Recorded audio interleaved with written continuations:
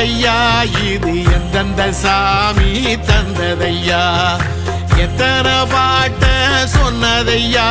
அத சுத்துற பூமி கண்டதையா அடிச்சு வீசும் காத்துலையும் அந்த தகப்பனாச சுத்துதையா பிடிச்சு பூக்கும் விதையிலும் ஒரு வம்சத்து கதையே உள்ளதையா 100 தலைமுறை சேர்ந்து செதுக்குன ஈர நலம் இது பாறையா வாழும் வரையிலும் நீயும் விதைக்கிற கடமை இருக்கு கேளையா கோடி விளக்காயேந்தி கிடந்த வீடும் இருண்ட